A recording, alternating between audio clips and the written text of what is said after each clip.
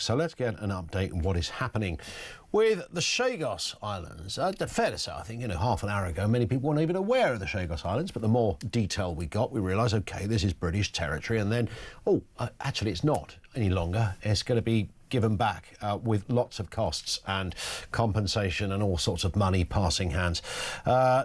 We also learned as well that the House of Lords have now issued a rare rebuke of the deal that has happened. They did this yesterday. Peers passed a motion of regret and said the agreement creates uncertainty over the future use of a Diego Garcia military base and imposes 35 billion quid's worth of costs onto taxpayers. We'll speak with Lord Daniel Hannan in just a moment. But first, Tessa Clarke is the editor of the Chagos Files. Tessa, afternoon to you. I mean, congratulations, by the way, on keeping this really alive, this story, and the detail I know that you've gone into. Pretty forensic stuff. And, many people out there think it, but they haven't got the time or the energy to put it down into writing and properly highlight the issues. I know you've done lots and lots of that.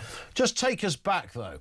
Primarily, what is the issue with the Chagos Islands? Why should it still be ours, and why shouldn't it be given back to anybody?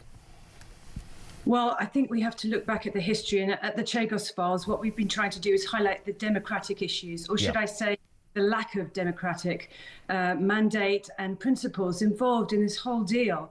For the Chagosians themselves, especially those who were born on the islands and forcibly removed, it's devastating that they're even having to go through this and watch their government, because about half of Chagosians are actually British citizens, hand over territory that they believe is theirs by birthright to a foreign state.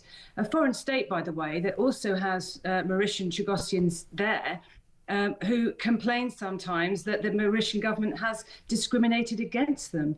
So the whole thing is basically about states carving up bits of territory whilst forgetting about people's actual democratic rights. And that's what some people in the Lords have recognised, that it's the Chagosians' democratic right to at least have a vote on what should happen to where they were born and forcibly removed from. Were you surprised by, and I think this is reasonable, the speed with which this government acted on this specific issue? Yes, I was, because although I've been following it for years now, when Labour launched their manifesto for us all to vote at a general election, it didn't mention that it was going to do this a few months later, hand over British sovereign territory to a foreign state. And so, yes, it was a surprise. Is this a done deal?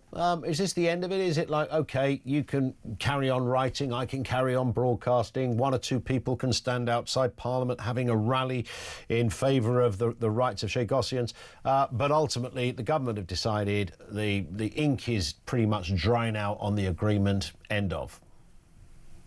I think that, sadly to say, that the big states, including America, which currently does support the deal, have decided it, regardless of what Chagosians think or might vote for, and regardless, in fact, what the British people think. We were never asked either in some kind of referendum about our sovereign territory.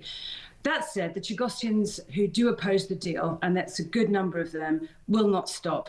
They will carry on fighting and pointing out the undemocratic, unjust aspect of this deal forevermore. Just on that point, finally, Tessa, why did the Americans support this? It seems a very un-Trump-like thing to do. I mean, his instincts usually ping in the opposite direction. It's a very good question. I think geopolitics today shows that Trump and his overtures to Greenland, for example, things are changing. Alliances are changing.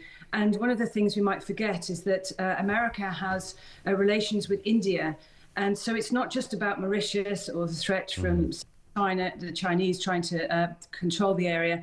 It's also trying to make new alliances with India and I think other African states. So, things are very fluid at the moment. And that's the situation which we all find ourselves trying to say, where are our democratic rights? Tessa, great to have you on. I urge people to have a look at your website and the detail you've gone into, which is extensive. Tessa Clarke, editor of the Chagos Files.